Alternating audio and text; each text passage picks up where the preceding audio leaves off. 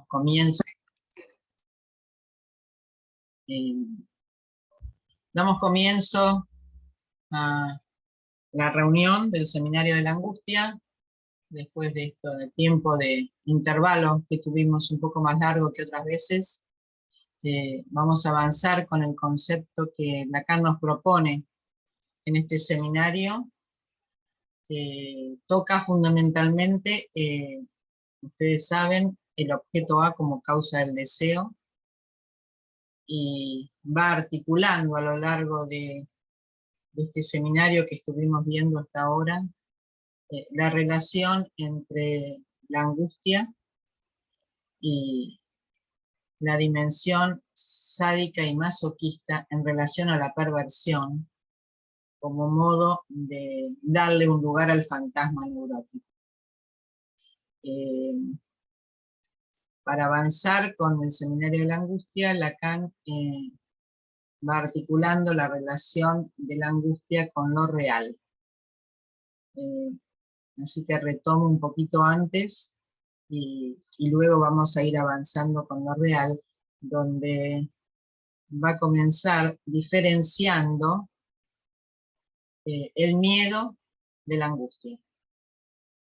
Para eso van a ver que toma pequeños párrafos de los cuentos de Chekhov,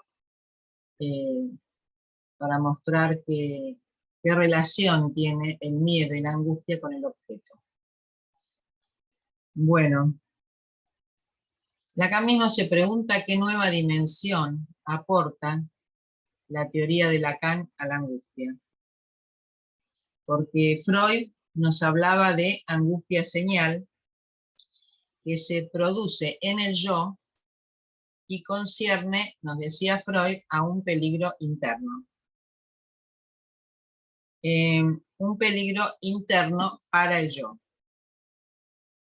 Pero Lacan nos va a decir que no hay peligro interno, porque el aparato neurológico que nos proponía Freud para ubicar la dimensión de la angustia y el peligro, no tiene interior, porque tiene una sola superficie. Así que ahí encuentra como una especie de contradicción entre lo que se supone un peligro interior y este aparato que solo tiene una superficie. Dice que ya venía él haciendo un aporte a la teoría freudiana, diciéndonos que la angustia es una manifestación específica en relación al deseo del gran otro. O sea, eso ya lo venía planteando en los seminarios anteriores.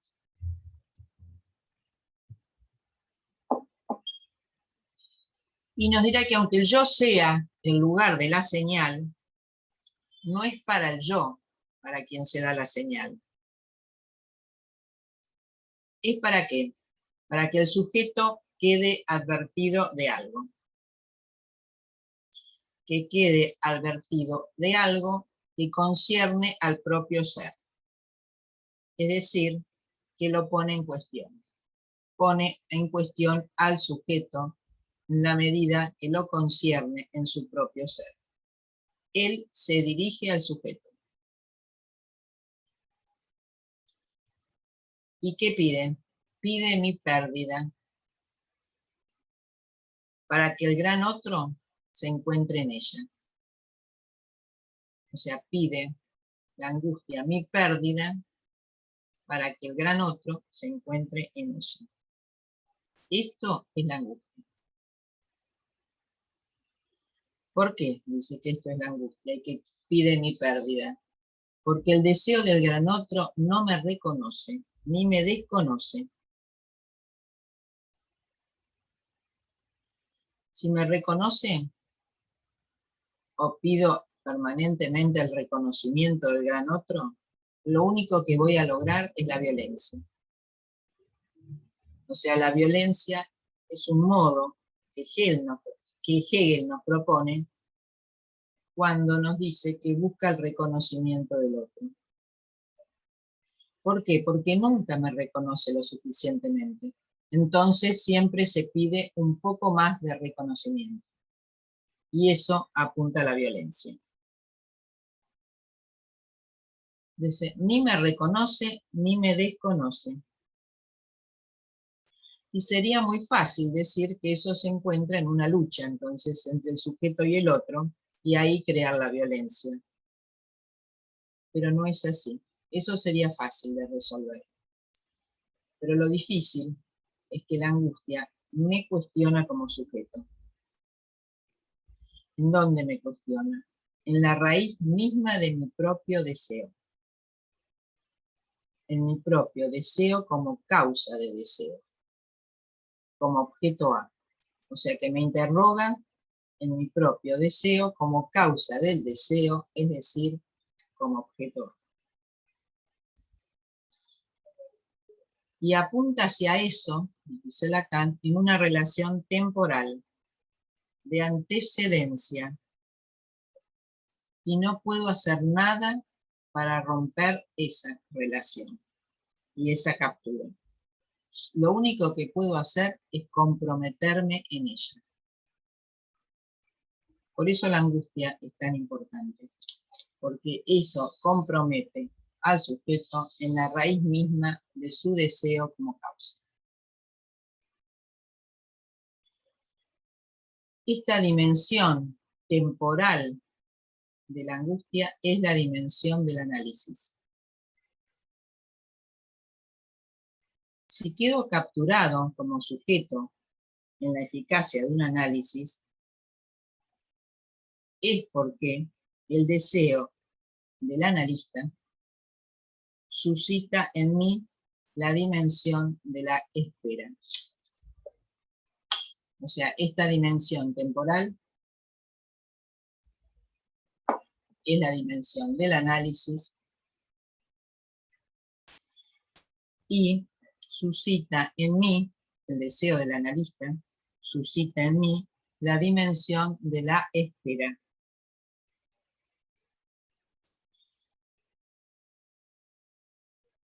Dice Lacan, sería bueno que me tomara por esto o por aquello, quisiera de mí un objeto, porque la relación hegeliana del sujeto y el otro en la lucha permanente por el reconocimiento sería más cómoda. Y yo podría tener todas las resistencias necesarias para oponerme a eso. Pero, dice Lacan, es preciso saber que el deseo no se puede buscar en la lucha con el otro. Porque el deseo se juega en el plano del amor.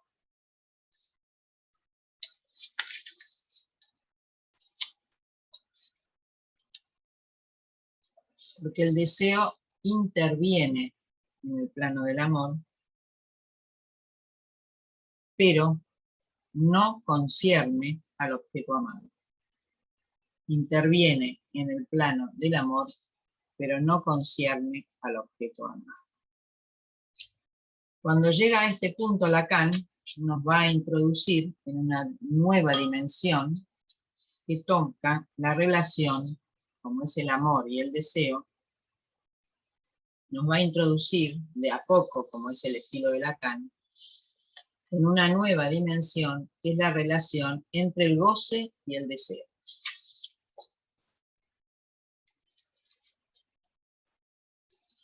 Bueno, para poder avanzar con este plano de la angustia entre el goce y el deseo, es decir, entre el amor y el deseo, Lacan vuelve nuevamente a Freud para decirnos que la angustia para Freud es esencialmente ante algo.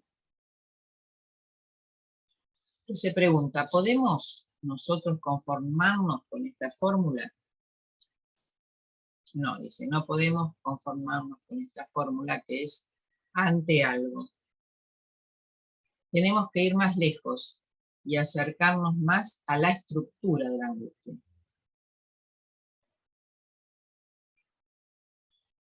Porque nos dice, tengan en cuenta que cuando yo hablé de la causa del deseo, la causa está detrás del deseo O sea que no es frente a algo, porque la causa del deseo está detrás del deseo.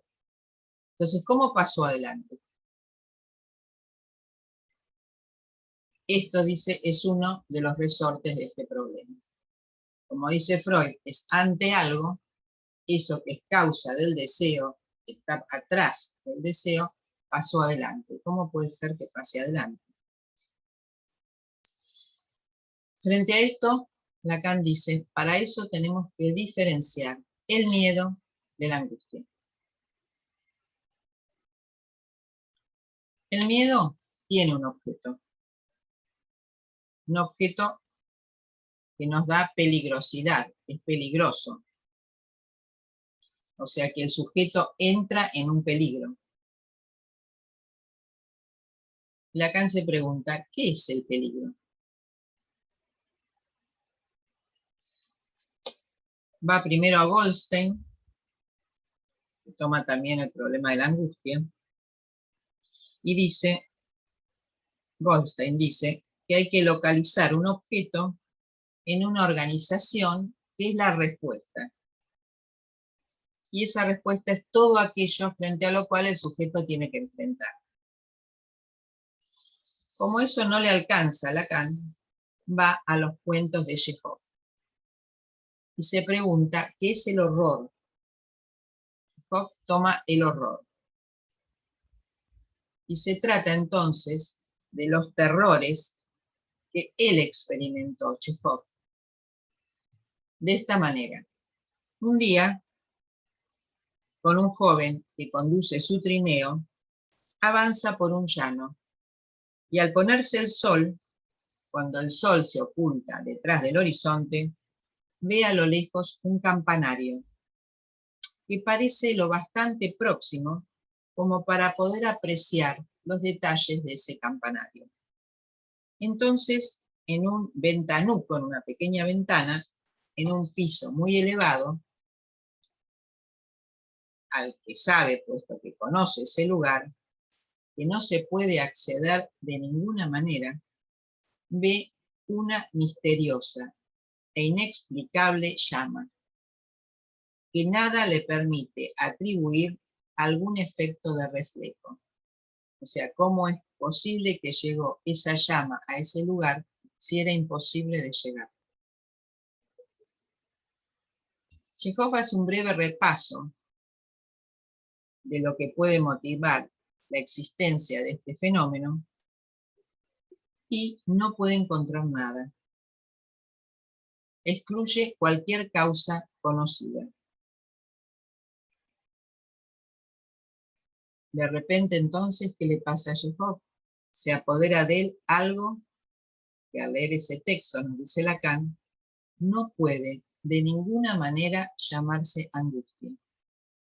Tengan muy en cuenta, porque esto es para la clínica, poder diferenciar lo que es la angustia de lo que es el miedo, de lo que es el terror, de lo que es el horror.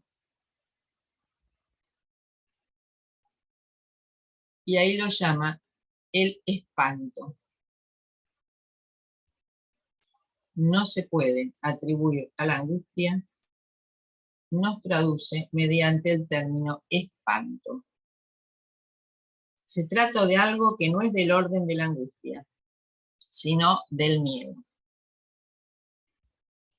No tiene miedo de algo que lo amenace, sino de algo cuya característica remite a lo desconocido, a aquello que se manifiesta sin tener una causa. Otro ejemplo. Un día ve pasar por el horizonte una especie de vagón que le da la impresión de ser un vagón fantasma, porque nada puede explicar su movimiento. Este vagón pasa a toda velocidad. Va recorriendo la ciudad y va tomando la curva de la vía que en ese momento está frente a él. ¿De dónde viene? ¿A dónde va? Esta aparición separada, en apariencia, de todo determinismo, de toda causa visible, He aquí lo que provoca, por un instante, un verdadero pánico, un verdadero desorden. Este pánico, este desorden, es de la dimensión del miedo. Tampoco acá hay amenaza. Falta la característica de la angustia, en el sentido de que el sujeto no se siente acorralado, ni está implicado, ni afectado en lo más íntimo de sí mismo. Otro ejemplo es el de un perro de raza, cuya presencia resulta inexplicable a esa hora y en ese lugar. Lo hace pensar en el perro de Fausto. El miedo ciertamente se dibuja ahí como algo que es del orden de lo desconocido. Él no sabe bajo qué forma lo aborda el diablo. No es de un objeto, no es del perro que él tiene miedo, es de otra cosa, de algo que está detrás del perro. Se insiste, dice Lacan, en el hecho de que los efectos del miedo tendrían a prioridad un carácter de adecuación, es decir, desencadenarían la huida. Pero esto siempre queda en entredicho. ¿Por qué? Porque el miedo muchas veces paraliza. En lugar de huir, el sujeto queda paralizado. Es decir, que el miedo puede desencadenar acciones inhibitorias. Y también desorganizantes. El sujeto se puede desorganizar, se puede quedar paralizado, inmóvil, inhibido y desorganizado, porque arroja al sujeto al desconcierto y no tiene una respuesta que dar. Entonces, la referencia y la diferencia entre el miedo y la angustia, dice Lacan, hay que buscarla en otro lugar. Dice, cuando yo les digo que la angustia no es sin objeto, no es solo porque el deseo juega ahí un lugar, sino que es una paradoja. El término objeto que yo vengo a desarrollar es muy distinto del objeto que tienen todos los otros autores. O sea que cuando hablemos de objeto, tenemos que diferenciar bien de qué se trata cuando hablamos de objeto. Una cosa es el objeto común, al cual aluden todos los otros autores, a este objeto que Lacan intenta describirnos y teorizar frente a nosotros. Esta fórmula dibuja una relación subjetivada.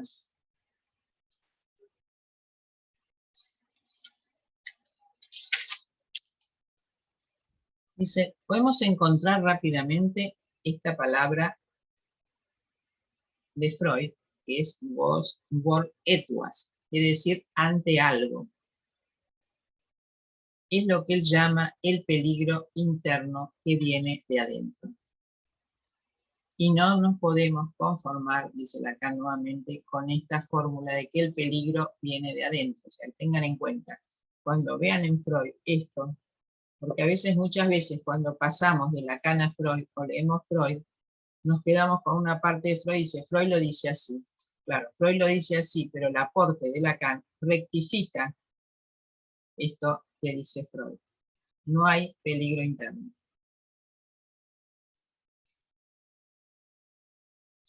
Pero el carácter problemático es cuando el peligro es exterior.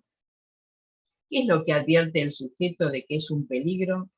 Sino el miedo mismo, sino la angustia.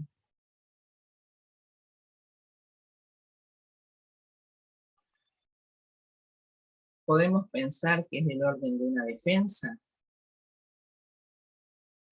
sabemos que es una señal, que nos señala algo, pero no sabemos todavía bien definir esta señal. ¿Cuál es la referencia que nos va a aportar Lacan en este momento? Que la señal es porque tiene que ver con algo real. O sea, esta señal de la angustia remite a lo real.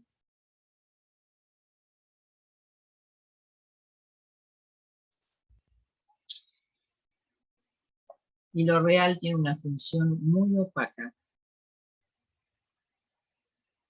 Y lo real, ustedes saben, que se opone al significante. O sea, la angustia se enfrenta a lo real y lo real se opone al significante. Entonces, esta alguna cosa frente a la cual la angustia se nos presenta, nos permite orientarnos. ¿Qué es, a qué lugar remite la angustia? A lo irreductible de lo real. La angustia, entonces, remite a lo irreductible de lo real.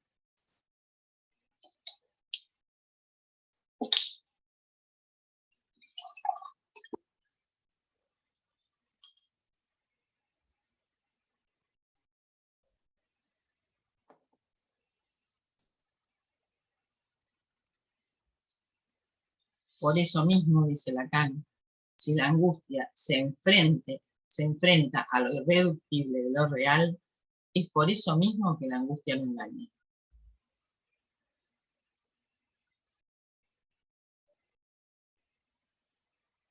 De eso es señal la angustia, de algo irreductible de lo real.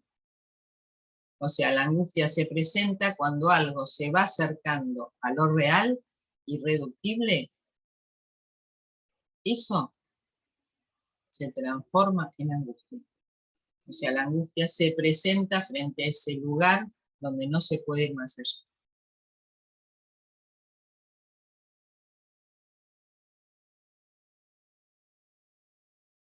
¿Cómo nos ayuda Lacan a pensar este real? Con la ayuda del signo de la barra, que es la división aritmética del sujeto. Y ahí vamos a ver los esquemas que Lacan nos propone para poder pensar esta dimensión irreductible de lo real. Vamos a partir del primero. Le pedí a Pamela que lo presente. Acá nos presenta el tercer esquema de la división, pero vamos a hacer un paso anterior para después llegar a este. Entonces estamos en el punto de irreductible de lo real.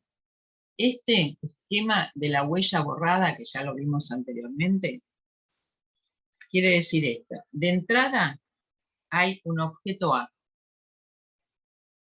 que es un objeto de la caja con Z, y un otro sin barrar, en el intervalo de los cuales aparece el sujeto, es el nacimiento del significante. ¿Pero qué es? ¿Nacimiento de cuál significante? Del significante tachado como no sabido. Entonces, toda la orientación ulterior del sujeto se basa en la necesidad de una reconquista de ese no sabido original. Puede pasar bastante tiempo para que uno pueda llegar a este no sabido original que determinó la entrada del significante en el sujeto.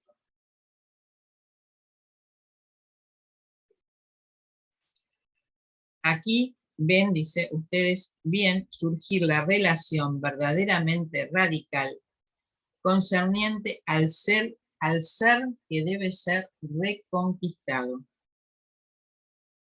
Ese ser tiene que ser conquistado por el sujeto, que se encuentra entre el objeto A y la primera aparición de este sujeto no sabido, es decir, un sujeto inconsciente. El primer esquema entonces es de la huella borrada, la emergencia del sujeto no sabiendo. El segundo ejemplo, el segundo esquema. Pasamos, Pamela, al otro. El segundo esquema de la división. Esto lo vimos, pero ahora lo volvemos a tomar.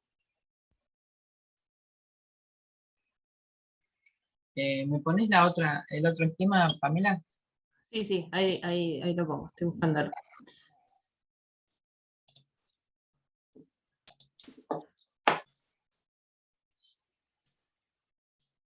A ver, dame un segundito que se me trabó acá, ¿no? Ya.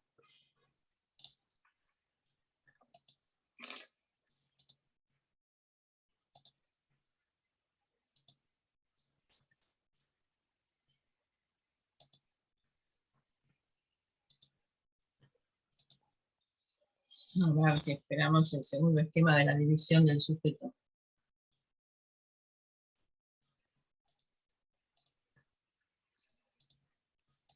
A ver ahora.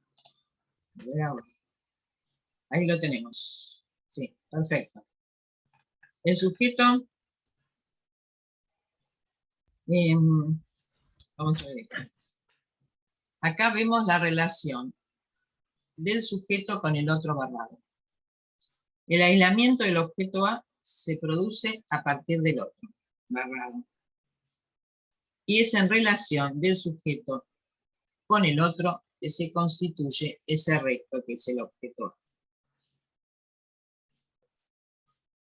Entonces, el aislamiento de ese pequeño A se produce a partir del gran otro y se constituye como resto. Ese objeto A es un resto. Es homólogo al aparato de la división. Arriba, a la derecha, el sujeto tiene su punto de función en el significante. Y ahora aparece el sujeto con el significante. ¿Se acuerdan que el anterior era la emergencia por primera vez del sujeto barrado a partir de la inscripción significante? Acá ya tenemos el sujeto barrado emergiendo, el sujeto tachado. Es el único al que nosotros podemos acceder. O sea, ese anterior era el surgimiento del significante de la tachadura del sujeto. Este sujeto barrado, que finalmente quedó constituido gracias al significante, es el único al cual nosotros podemos acceder en el análisis, en nuestra experiencia. Y se constituye en el lugar del gran otro como marca del significante. O sea, primero estaba la marca del significante, ahora se constituye en el gran otro como marca del significante. Entonces, la garantía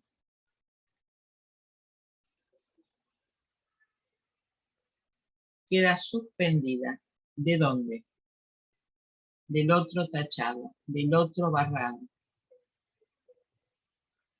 Pero como de esa operación solo queda un resto, y ese resto es el que da la garantía de la relación del sujeto con el otro tachado. ¿Cómo lo va a decir ahora en este tercer esquema que nos propone la carta? Tercer esquema.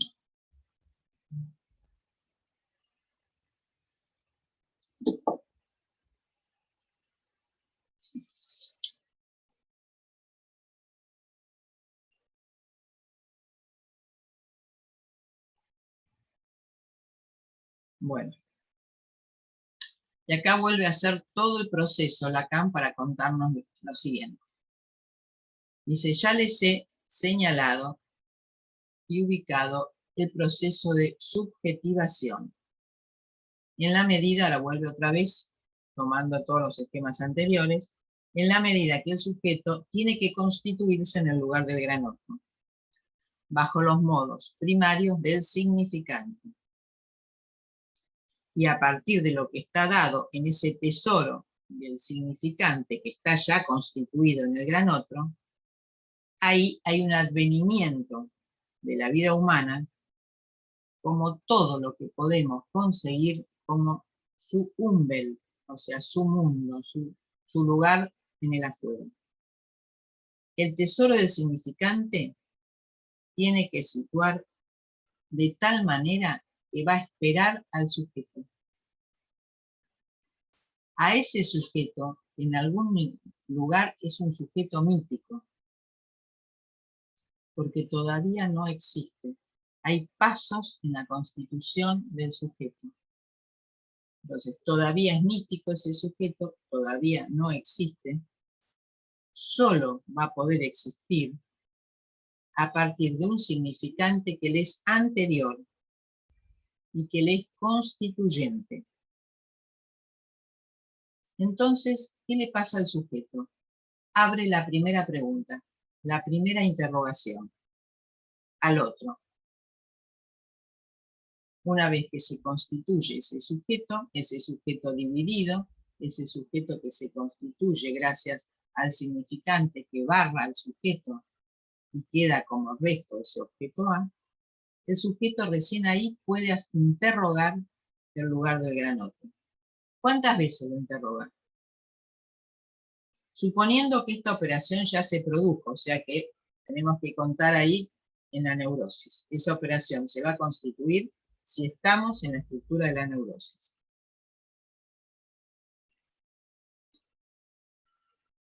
Va a surgir ahí una diferencia entre la respuesta del otro, marcado por la interrogación, y ese otro que se va a presentar como un resto, como objeto A. Ese resto es lo irreductible del sujeto.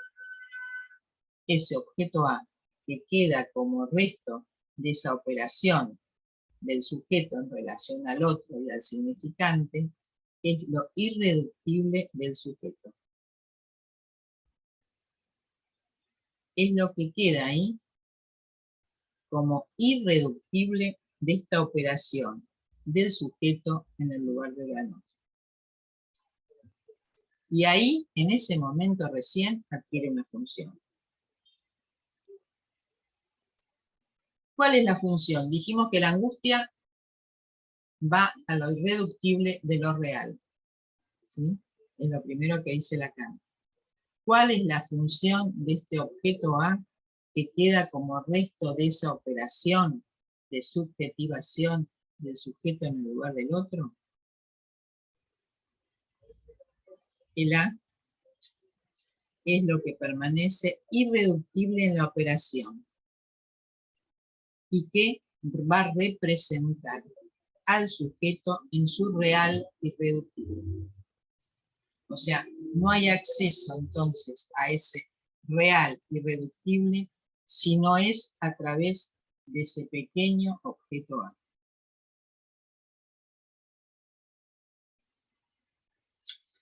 Ese A, como ven acá, en este esquema, sobre el sujeto, es lo que completa la operación de la división, ya que en efecto el otro no tiene ningún común denominador entre A y S. El sujeto barrado es lo mismo que el objeto A sobre S sin barrar. Es decir, que lo representa al sujeto en su irreductible de lo real. Sé que no es fácil de abordar, pero quiero que lo vuelvan a tomar cuando puedan en este seminario, porque creo que es el modo de constitución del objeto que después va a entrar en el fantasma. En tanto que es la caída de la operación subjetiva, en este resto reconocemos la analogía del cálculo, el objeto perdido.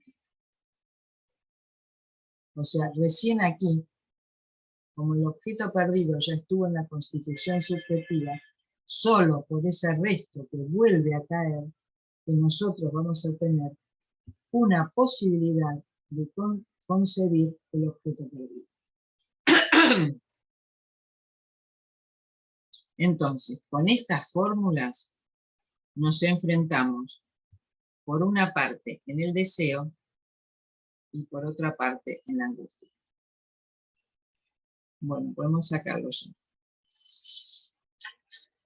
Ahora vamos a ir a otro esquema. Al siguiente esquema, que es entre la angustia entre la X y el deseo. Ven que las vueltas que va dando Lacan para ir acercándose a la dimensión de la angustia. ¿Puedes poner el otro, Pamela? Entonces nos enfrentamos entre el deseo y la angustia. En un momento lógicamente anterior al momento en que lo hacemos con el deseo. O sea, la angustia es anterior a la emergencia del deseo. Para pensar en estos 3 pisos de la operación de la división, solo lo podemos nombrar, dice retroactivamente, el acceso al gran otro, un punto de mira esencial, en donde el sujeto tiene que situarse. Después viene el nivel de la angustia, constitutiva en la función del objeto A, y donde aparece el sujeto barrado como sujeto del deseo, es recién el tercer término. Para dar vida a esta abstracción, porque Lacan se dio cuenta que estábamos en un nivel bastante abstracto como para poder captar lo que él nos quiere transmitir, es una abstracción bastante extrema, voy a devolverle a la evidencia de la imagen una imagen que es del orden de la imagen. Y entonces nos va a meter con Edipo. Ya podemos sacar esto. Esto dice, como es tan abstracto, para poder pensar que antes de la emergencia del sujeto barrado, ese que nosotros tenemos que acceder en la experiencia analítica, a partir de la angustia, nos va a dar el ejemplo de Edipo. Pero ojo con esto. No vayan rápidamente a Edipo. No simplifiquen los esquemas. Yo sé que son complejos, sé que son difíciles, pero sé también que Lacan se tomó todo este trabajo para mostrarnos el verdadero valor del objeto A y de la constitución del sujeto en relación a la angustia, y el valor que tiene la angustia en la clínica psicoanalítica.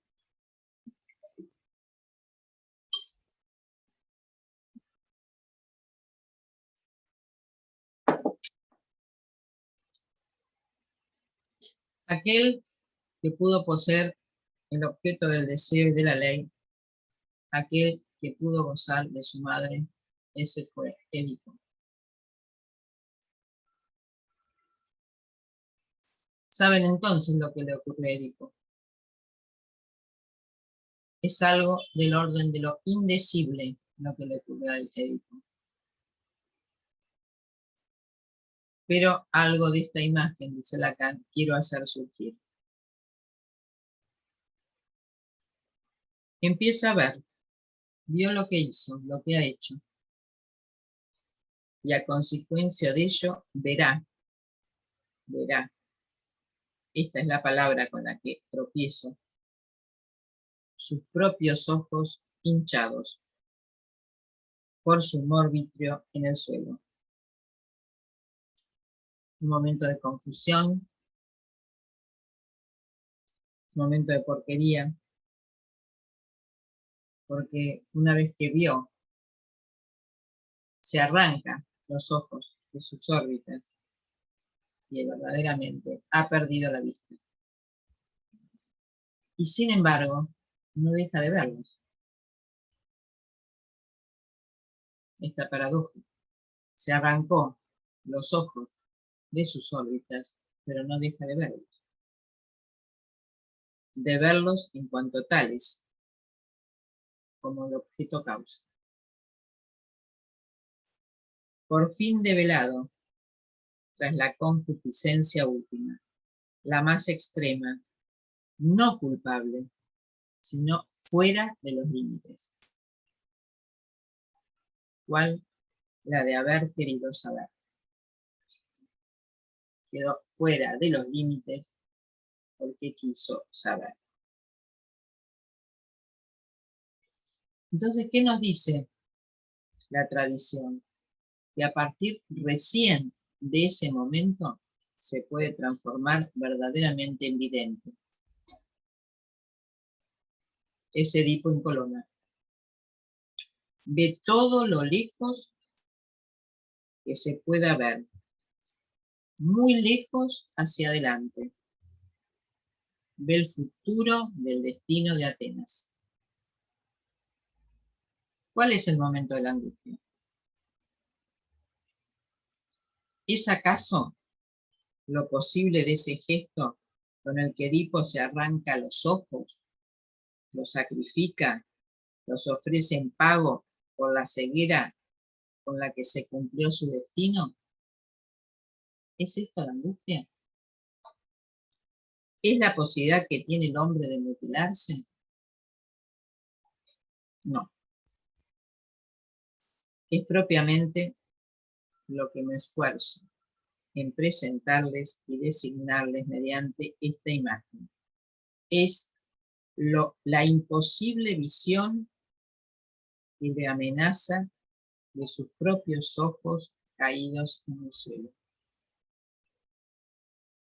Es la imposible visión y de amenaza de sus propios ojos caídos por el suelo.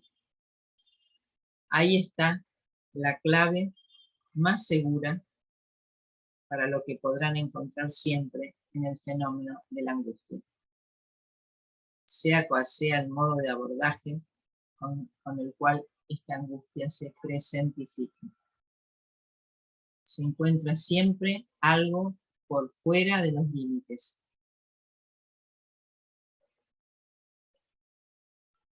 No es una elección excéntrica, es posible encontrarla.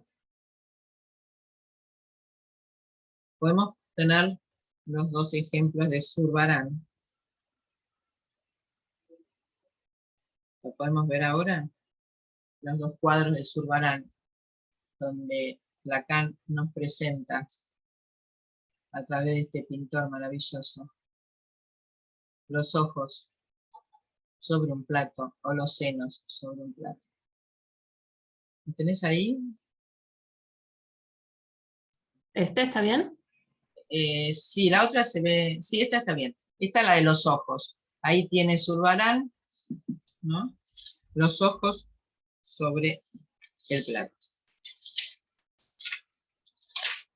Es una de las imágenes que Lacan nos propone en este seminario, que es la de Santa Lucía. La otra es la de Santa Ágata. A ver si la vemos. La que tiene los senos sobre el plato. Entonces tenemos a Santa Lucía y acá Santa Ágata, que tenemos los senos sobre el plato. Gracias, Pamela. Dice, van a ver estas en una exposición que le dice a sus alumnos, de Lucía y de Ágata, uno con los ojos en el plato, la otra con los senos, que son mártires. Mártires quiere decir testigos, testigos de esta mutilación, testigos de esos ojos sobre el plato, testigos de esos senos sobre el plato. La angustia no es, dice Lacan, que esos ojos hayan sido extirpados o que esos senos hayan sido arrancados. Dicen que estas imágenes cristianas no son especialmente mal toleradas. Algunos pueden presentar algún disgusto frente a ellas. Algunos dicen que las encuentran repugnantes. Algunos dicen que están bastante desprovistas de arte. Pero las personas encantadoras que nos trae Zurbarán, presentándonos esos objetos en un plato, no nos presentan sino aquello que en este caso puede constituir, y no nos vamos a privar de ello, el objeto de nuestro deseo. Estas imágenes no nos introducen de ningún modo en el orden de la angustia. Para que esto se produzca, para que se produzca el orden de la angustia, el sujeto se tiene que encontrar allí implicado personalmente, si es sádico o si es masoquista. Para que la angustia se le presente, tiene que estar implicados verdaderamente si es sádico o masoquista. No me refiero, dice Lacan, al fantasma neurótico del sadismo y del masoquismo, sino al verdadero perverso, al sadismo y al masoquismo en la perversión.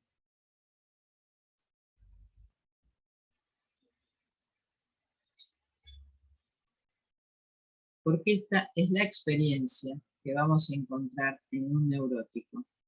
No es la imagen esta, que está más allá, sino esta imagen es la posición del perverso.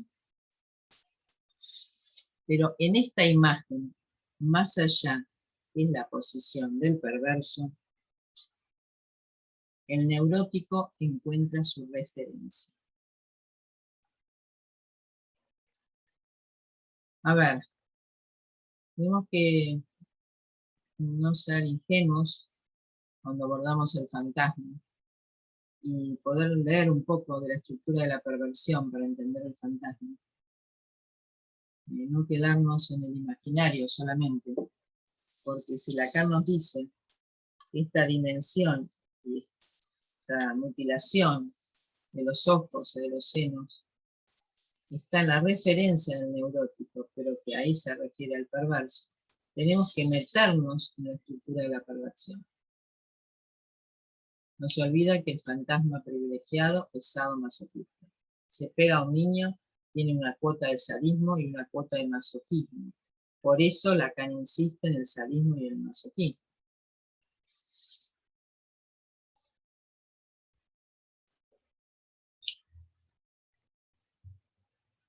Es decir, que el neurótico en la perversión encuentra su referencia y su punto de apoyo para algunos fines, que dice más adelante vamos a darle lugar.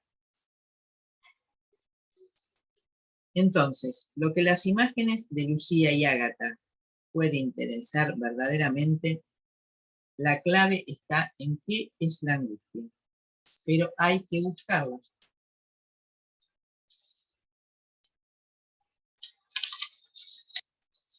El masoquista ya la que nos mete en dos cuestiones. Una es el masoquista y otro es el sádico. El masoquista, ¿cuál es su posición? Él enmascara su fantasma de ser el objeto de un goce del gran otro. Él enmascara su fantasma de ser el objeto de un goce del gran otro, que es su propia voluntad de goce. El masoquista no encuentra verdaderamente su pareja. Enmascara esta posición de objeto, sino equipararse él mismo a esa función de piltrafa humana, de pobre desecho de cuerpo, separado, que nos presenta algunas telas. Este desecho humano, este cuerpo separado que nos presentan estas telas. Por eso digo que el goce del gran otro al que apunta es fantasmático. Lo que se busca en ese gran otro La respuesta a esa caída esencial del sujeto en su miseria final es justamente la angustia.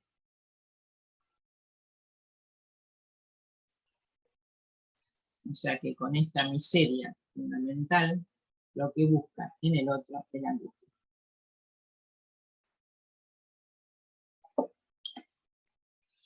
¿Dónde está ese otro en cuestión? Por eso dice, los voy a introducir en el goce perverso. En el goce perverso encontramos la respuesta.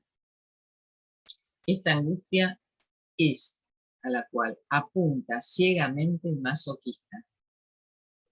O sea, que dejen de pensar que pobre, el desecho humano que se presenta así, que puede hacer algo diferente. No.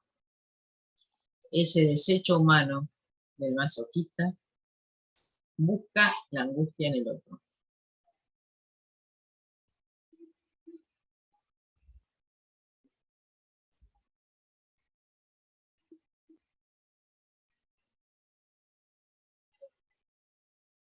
Apunta ciegamente el masoquista a la búsqueda de esa angustia.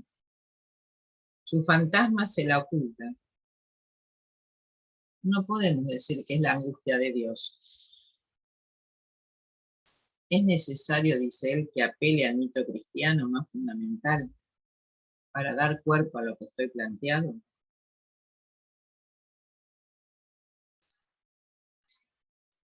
Dice, toda la aventura cristiana se entabla a partir de una tentativa central encarnada por un hombre cuyas palabras deben ser vueltas a escuchar todas ellas, ya que es él quien lleva las cosas hasta el último término de la angustia, cuyo ciclo solo se cierra verdaderamente en aquel para quien se instauró el sacrificio, o sea, el Padre.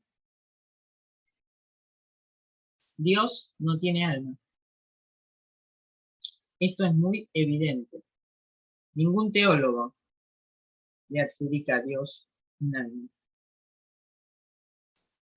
Sin embargo, el cambio radical de la perspectiva de la relación con Dios empezó con un drama, una pasión, en la que alguien se hizo el alma de Dios. El lugar del alma debe situarse en el nivel de ese objeto A, de ese residuo, de ese objeto caído. No hay concepción viviente del alma con todo el cortejo dramático en el que esta noción aparece y funciona en nuestra cultura, que no esté acompañada de la forma más esencial de la imagen de la caída. Observen ustedes que he empezado por el masoquista. ¿Por qué empecé por ahí? Porque el masoquista es el más difícil.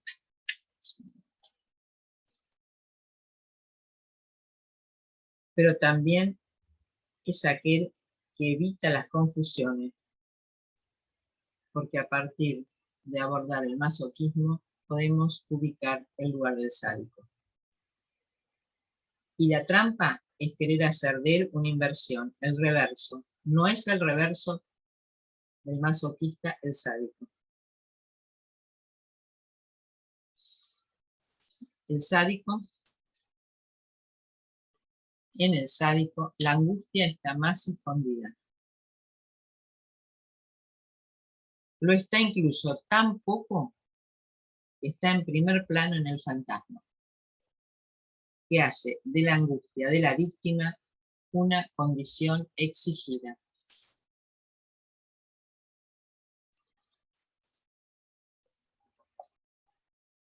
Pero esto tiene que suscitarnos nuestra desconfianza. ¿Qué busca el sádico en el gran otro?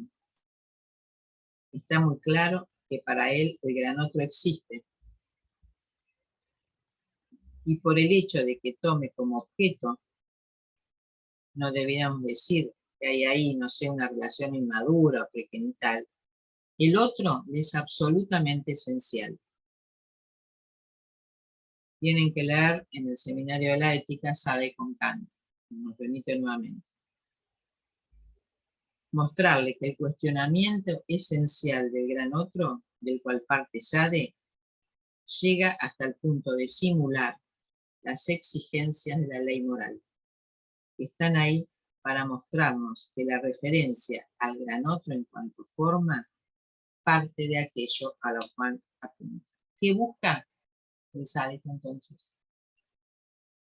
Podemos ver Juliet, las 120 jornadas de Sodoma, en donde los personajes están ocupados en saciar sobre sus víctimas elegidas su avidez de tormentos, entran en ese extraño y singular y curioso trance expresado en esas palabras extrañas. He hecho gritar al torturador, me he cargado al tonto.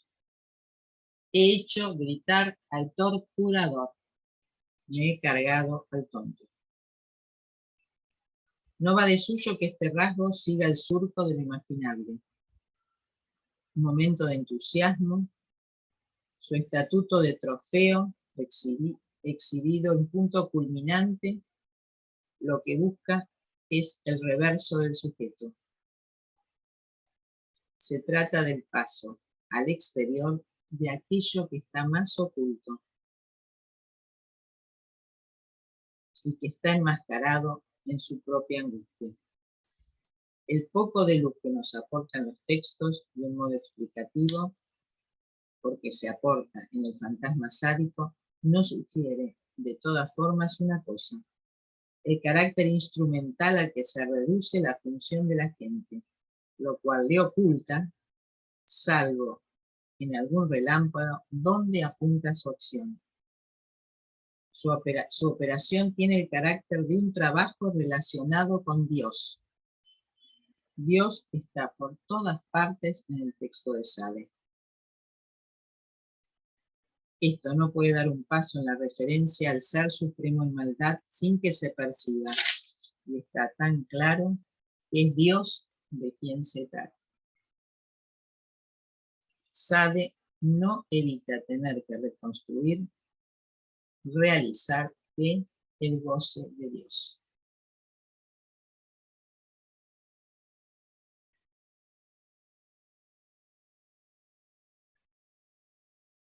En estas estructuras se denuncia el vínculo radical de la angustia con el objeto.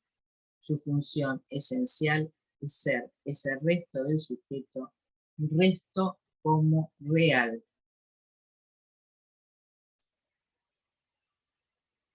En Santa Ágata vemos que la angustia solo aparece en el momento de la separación del seno para estar en el plato.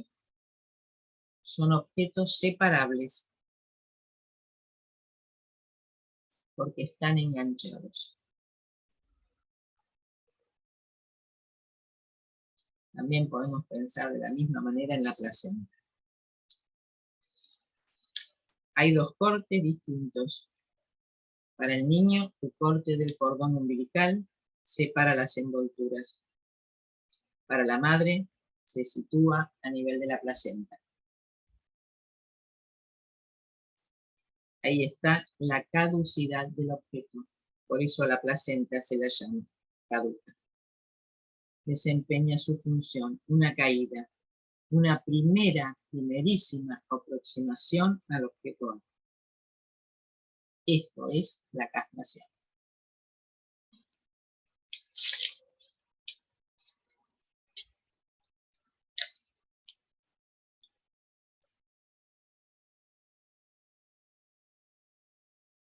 Bueno, vamos a dejar acá porque después de acá nos va a unir al goce sexual. Se dan cuenta que no es fácil abordar el término de la angustia. No es tan simple pensar que es el objeto A, pero sí nos lleva a qué es el masoquismo, qué es el sadismo, para pensar que la referencia que tiene el neurótico apunta a esos dos lugares, al lugar del masoquista y al lugar del sádico. Pero para poder llegar a eso, Lacan tuvo que pensar qué es el miedo, qué es el peligro frente a lo desconocido, no confundir el miedo, no solamente como la fobia ante un objeto cualquiera, sino ese miedo frente a lo desconocido, frente a aquello que desarma al sujeto frente al horror, para después pensar por qué el objeto causa del deseo que está detrás del deseo pasa adelante. Pero para poder pensar también qué es la angustia, para poder acercarse al sujeto de nuestra experiencia, al sujeto barrado, tenemos que pasar por la dimensión de la angustia.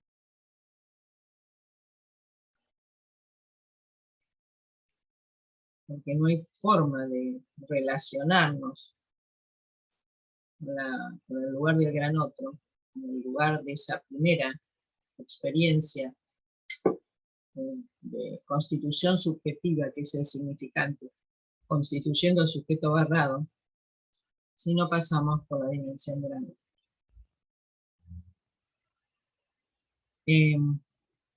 Pero como esto está enmascarado y oculto en el fantasma para la neurosis, Lacan nos dice, vamos a ir a la perversión, vamos a ir al sadismo, vamos a ir al masoquismo, para buscar la referencia que tiene el neurótico cuando busca la dimensión del goce. Por eso a partir de ahí va al goce sexual y al orgasmo. Dice que si la dimensión de la angustia está en la separación, en el corte, en el momento del corte, fíjense que hay una relación muy importante entre el goce y la conjunción sexual. Porque el goce del orgasmo, dice Lacan después, va a coincidir con lo que queda por fuera del combate, fuera de juego, es la detumescencia. Y esa dimensión es esencial en el orgasmo. También dice, tenemos que pensar qué pasa con la angustia en el coitus interruptus. El instrumento queda al descubierto en su función y rápidamente decae. ¿Por qué? Porque supuestamente el orgasmo significa una satisfacción común. Dice, hay cosas que voy a dejar en este momento en suspenso, pero ¿dónde está el clímax orgásmico? Queda siempre separado de la puesta en ejercicio del instrumento. El sujeto puede llegar a la eyaculación, estamos hablando del coitus interruptus, pero es una eyaculación afuera. Y la angustia está provocada por la puesta fuera de juego del instrumento del goce. La subjetividad se junta con la angustia porque se junta con la caída del falo.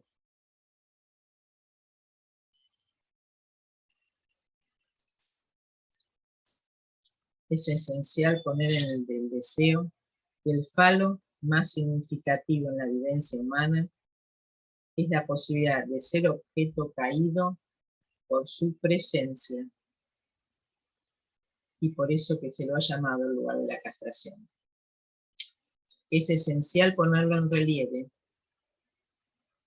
porque de no distinguir estructuralmente esta dimensión del deseo de la dimensión del goce,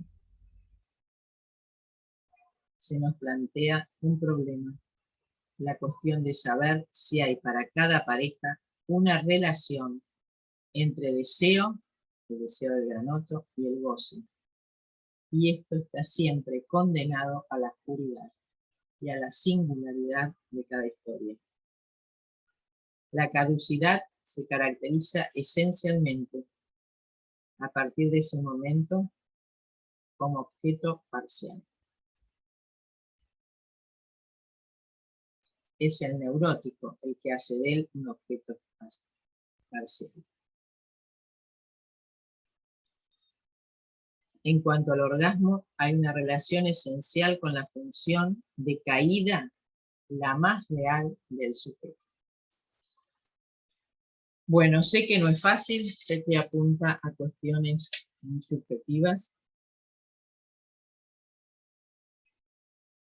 Dices, ¿cuántas veces habrán dicho que un sujeto ha tenido su primer orgasmo en el momento de entregar una hoja? Una hoja, una recomposición, una composición, un dibujo, algo rápido que tenga que hacer. Y luego, ¿qué es lo que se recoge? Su obra, aquello que se espera. Hay algo que tiene que ser arrancado. En ese momento, eyacula. Ese momento es el momento cumbre de su angustia. ¿Qué relación entonces tendrá la angustia con el eros? Bueno, sé que no es fácil de escuchar todo esto, y a lo mejor se les ocurre alguna pregunta.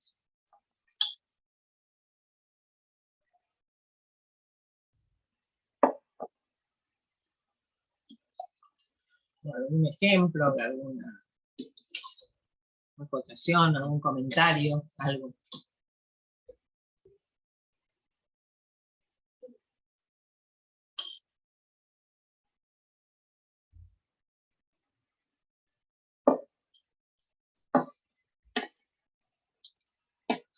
Silvia.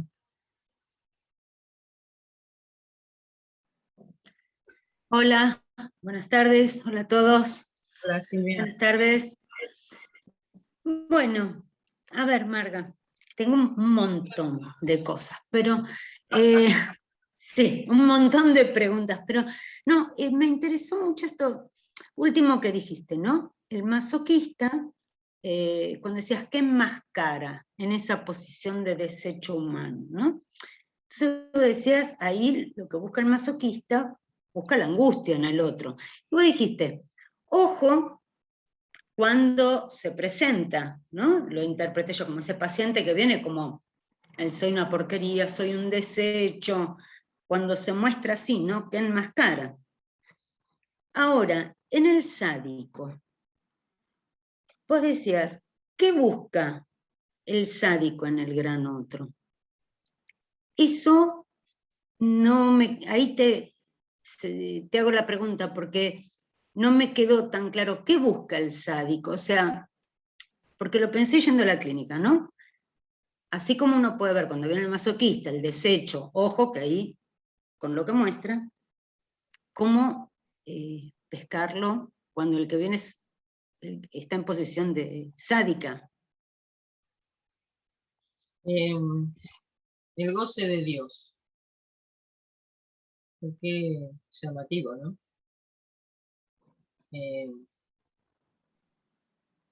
Nosotros tenemos ejemplos de la Iglesia Católica, nos ha mostrado en el último tiempo, de los curas.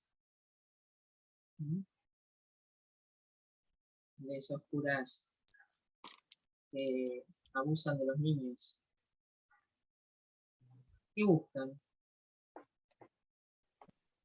Aquellos que se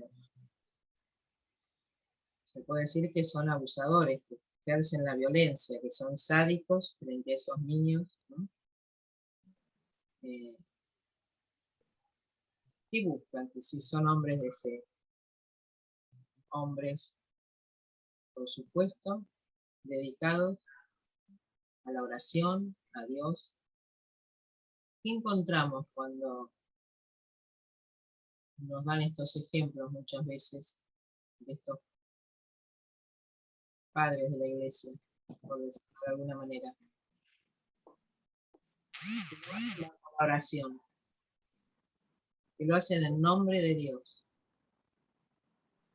que lo hacen en nombre de volverlos más cristianos, de volverlos más devotos. Una vez leí un texto de un chico que fue abusado por gracia. Lo digo porque fue público el caso y entonces, evidentemente, tuvo un juicio, llegó preso, ahora no sé si preso, ¿no? Y él decía que los dos se arrodillaban frente a la cruz para rezar en el momento del abuso. Entonces, creo que cuando Lacan se acerca a esa dimensión y va por los católicos, por la pérdida, por el drama, por el sacrificio, ¿no? Cuando dice que el perverso busca el goce de Dios, creo que podemos acercar con estos ejemplos a pensar que buscan el goce de Dios, ya no es del gran otro. No es la angustia del otro como busca el masoquista. Busca el goce de Dios. Eso que uno diría es innombrable de una dimensión que es lo irreductible de lo real. Bueno, el perverso va al goce de Dios. Y en estos ejemplos uno siempre encuentra qué quiere decir la perversión, ¿no? En la relación sádica. Me acuerdo un ejemplo de hace muchos años, que muchas veces se los conté porque son unos de mis primeros casos cuando estaba en el hospital. Una chica mucho grande, no podía encontrar una pareja, no podía tener relaciones, hasta que un día se encuentra en un lugar con un joven que estaba haciendo el camino de ser cura, ¿no? Y en retiro se encontró, en la estación de retiro. ¿Cuál era el fantasma de esta chica? Era enfrentarse frente a la cruz y tener todos los fantasmas perversos que uno se le podría ocurrir. ¿Qué encuentra en su camino? A este joven en preparación de sacerdote para establecer por primera vez una relación. Entonces uno dice, ¿qué es el goce de Dios? ¿Qué es ese fantasma que el neurótico busca? Porque todos los fantasmas tenían que ver con mirar esa cruz, ese sacrificio de Jesús en la cruz y todo lo que se le iba ocurriendo en ese momento. ¿Y eso cómo se puede llamar? Sería como el goce del sacrificio, el Claro. goce de donde no hay pregunta, ahí, ¿no? Claro, pero ¿de quién? No es cualquier sacrificio. No, claro, es de Dios. Es el sacrificio de Dios, exactamente. Entonces digo, ¿cómo uno se acerca a eso? Es muy difícil, ¿no? Porque la verdad, nosotros tenemos una cultura judeocristiana y cada uno de nosotros tenemos una formación. Entonces, ¿cómo podemos acercarnos a ese concepto así tan fuerte que nos provoca Lacan, ¿no? Cuando nos trae estos ejemplos? Así que, como respuesta te diría eso. Es la más Ahí hay difícil. que tener. El ojo hay que ponerlo ahí, cuando viene todo ese discurso religioso, ¿no? Así como hay que poner el ojo en el que está hecho bolsa, es un desecho. Bueno, cuando viene ese discurso religioso, ahí habría que poner el ojo también. Y tan fundamentalista, ¿no? Y tan fundamentalista. Cuando es tan fundamental. Sí, yo creo que sí. Bueno, gracias. Muchas gracias, Marga. Liliana.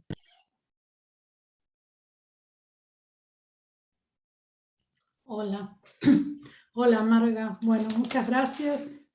Posición muy buena. Por otro lado, difícil, montones de conceptos. Hay que volver al seminario renglón por renglón, acompañados por tus clases, ¿no? De seminario. Ahora, pensaba, se me presentó algo por eso, que si, me ibas planteando que no hay acceso a ser real, ¿no? Si no es por el objeto. Y pensaba que por ahí se me hacía así, que los dos, el segundo y el tercer esquema, si no tocan ahí como lo que tiene que ver con el trabajo del análisis, en las distintas barraduras, en el trabajo en relación a la castración, ¿no es cierto?, para hacer caer ese resto. Claro. ¿Mm? Sí, esos son tiempos.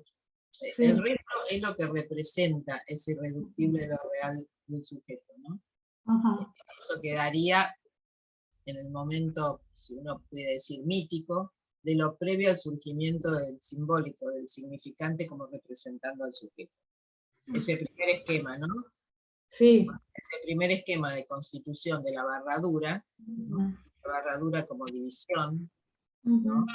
Como división matemática, y verdaderamente ese resto representa ese real irreductible, lo que nos queda de ese real irreductible.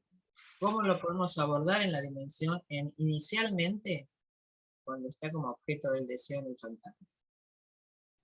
O sea, no podemos ir directamente al sujeto del inconsciente sin pasar, y al sujeto del deseo, por supuesto, ¿no? El sujeto del inconsciente como sujeto del deseo, sin pasar fundamentalmente por la dimensión fantasmática. Claro. Forma de pasar directo a ese lugar, sino es volviendo a construir la dimensión fantasmática del sujeto, donde el sujeto se hace ser objeto. Ese objeto A, que queda ahí en el fantasma, es ahí donde vamos a encontrar inicialmente lo irreductible de lo real, bajo esta cobertura simbólica imaginaria. Después vienen todos los procesos para el momento de caída.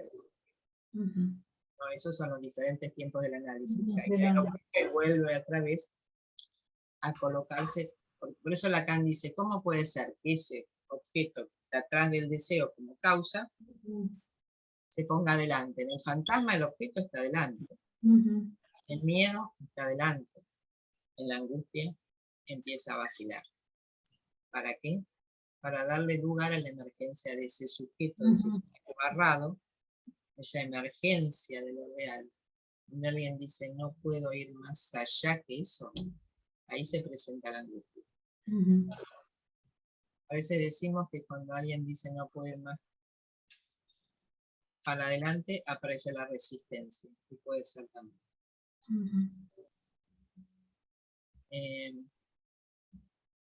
Y a veces encontramos en esa resistencia la dificultad del acceso a la angustia. Cuando encontramos esa resistencia puesta en acto en transferencia, encontramos la dificultad al acceso a la angustia.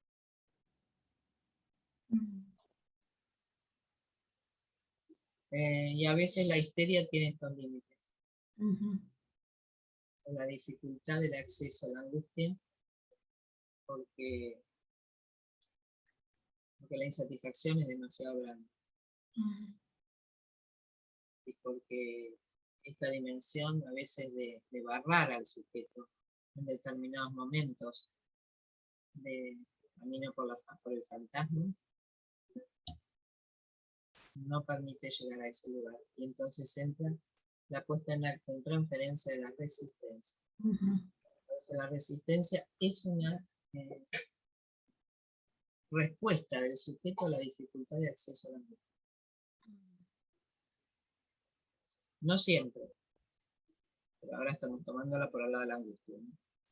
Creo que la resistencia puede querer decir muchas cosas, pero también podemos entenderlas de esta manera. La resistencia puede ser la dificultad de acceso a la angustia. Ya que la angustia es la que lo engaña, la angustia es la que se dirige a lo real no engaña, porque el fantasma nos engaña todo el tiempo. Pero no hay otra forma de acceso a ese lugar que a través de la dimensión fantasmal.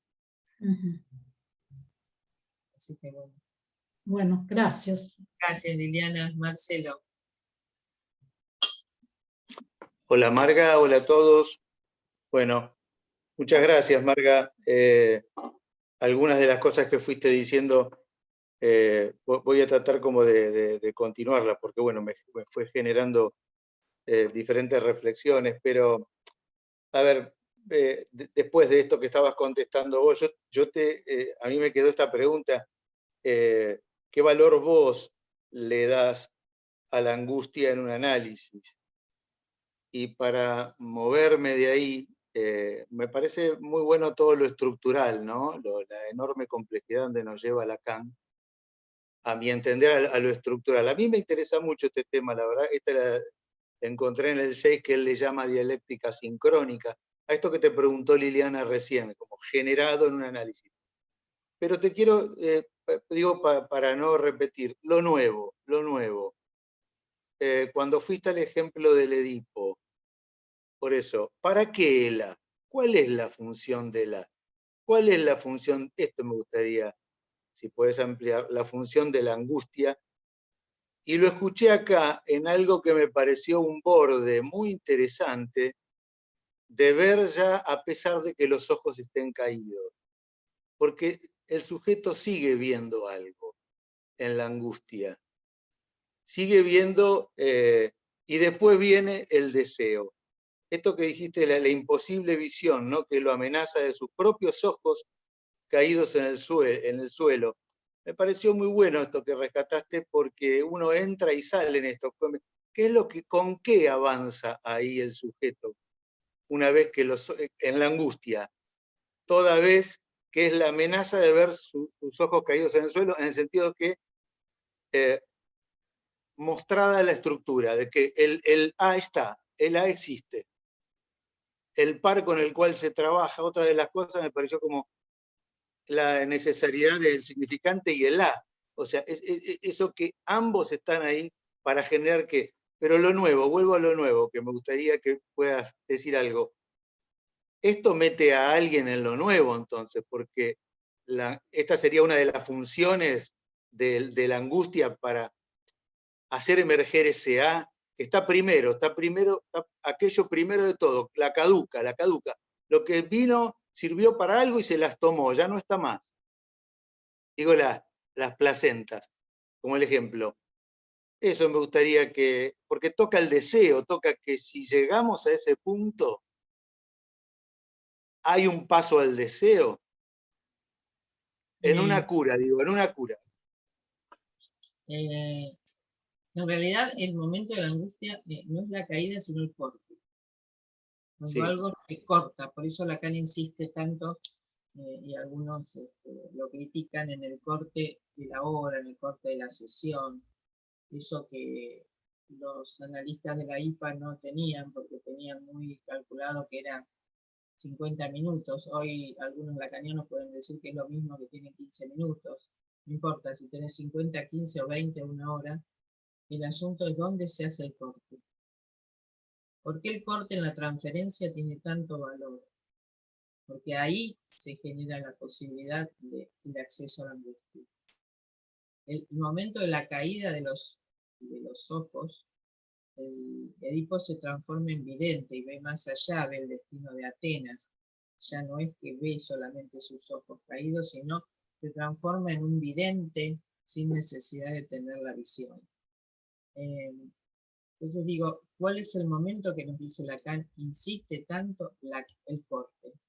Por eso llega al final de ese capítulo a la detumescencia, al momento de caída, al momento de corte. Cuando se termina, si es el falo como objeto, en ese momento que lo va a hacer jugar ahí entre el goce y el goce sexual, ¿cuál es el momento de la angustia con el orgasmo? En el momento de corte, en el momento de caída, cuando se terminó, cuando algo se cortó. No en el momento de la máxima potencia, de la máxima excitación, sino en el momento de corte. Entonces, ¿cómo ubicar ahí la dimensión de corte en una hora? ¿No? La dimensión de un corte, ahí donde hay que producir una dimensión que uno dice, bueno, ahí no, porque hay que seguir un poquito más. No, porque un poquito más. Él dice, ¿cuál es el momento de la angustia? Cuando entrega la hoja en blanco. Todos sabemos lo que nos cuesta entregar un trabajo. Ya no hablamos de la angustia del orgasmo. Hablemos de la angustia de la entrega de un trabajo. ¿No? Todos sabemos que Tenemos que entregar el trabajo, tenemos que terminar un libro, tenemos que terminar un trabajo. Y lo postergamos. ¿Por qué? Porque ese momento es el del corte. Siempre le Claro. queremos agregar un poquito más porque falta, porque no está lo suficientemente bien armado y queremos.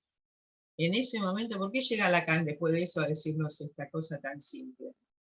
Después de darnos vuelta por todos esos esquemas tan difíciles de constitución del sujeto en el lugar del otro, de la X, como enigma entre el amor y el deseo, entre el goce y el deseo. Vamos a ver después en la próxima reunión la angustia entre el goce y el deseo. ¿Por qué nos llega a decir eso? Y porque ahí tiene el ejemplo más claro. Dice, llegué a una abstracción tan grande con esos esquemas que les voy a dar un ejemplo más simple. ¿Cuál es? Cuando uno entrega un trabajo. Ahí es la angustia. Claro. No lo quiero entregar, tengo la hoja en blanco, no lo quiero dar, no está ahí. ¿El momento de qué? De corte, ya está, no se puede agregar nada. Claro. Uno siempre cree que lo puede hacer mejor. Claro. En realidad no lo puede hacer mejor, solo puede hacer hasta donde llegó. Mm. Pero uno imagina que lo puede hacer mejor. Claro. Porque Digo, el fantasma mismo está formado por un corte. Mostraría también eso, ¿no? Porque el fantasma mismo es corte. el fantasma es continuidad, el fantasma es satisfacción. El mundo fantasmático es una mayor o menor distancia de ese objeto, pero ese objeto que nos da tranquilidad, que nos da, qué sé yo, poder dormir en un ensueño tranquilo. Claro, claro. Pues decís, tenemos que entregar. A ver, entregalo mañana. No, mira, no lo tengo listo, porque a último momento se me ocurrió que había que agregarle no sé qué. Eso lo encontramos todo el tiempo. O sea, tenemos el ejemplo permanentemente de la dificultad que supone terminar un trabajo. Mm. Ustedes decían, pero no nos pasa a nosotros. ¿Ustedes trabajaron con gente que quiere hacer un arreglo en la casa? Ustedes ven que yo tengo la experiencia, porque bueno, tengo muchos arreglos en mi casa. Los que están en mi consultorio saben que muchas veces tengo arreglos en mi casa. Cuando se van, siempre hay algo que dejaron sin terminar. Siempre hay algo que dejaron sin terminar. No es que terminado, no. Esto está sin terminar, que yo volverlo a llamar para ver si pueden terminar eso que dejaron sin terminar o no. Chao, se perdió. Yo digo, ¿qué es ese momento de corte, no? Angustia de corte, de entrega. Así que bueno, ahí tenemos el ejemplo más claro que podemos observar permanentemente. En un momento estuve investigando algo de la obra de Picasso, solo en el último tiempo de su vida hacía obras y obras y obras y obras y entrega, pero ya cuando estaba al final de su vida, tenía una producción increíble, ¿sí? No paraba de producir, pero ¿por qué? Porque estaba ya al final de su vida. Claro, claro. Así que creo que lo que nos muestra Lacan es que la angustia se produce en un momento de corte, de separación, de las primeras separaciones, ¿no? De las envolturas, del seno, después del excremento. Y entonces sí, sabemos que en el momento de corte, por eso es tan importante, que la interpretación apunte al corte. Claro, claro. Gracias, Bueno, Marga. gracias a ustedes y nos encontramos en 15 días que vamos a avanzar con la angustia entre el goce y el deseo. Hasta la próxima. Hasta la próxima.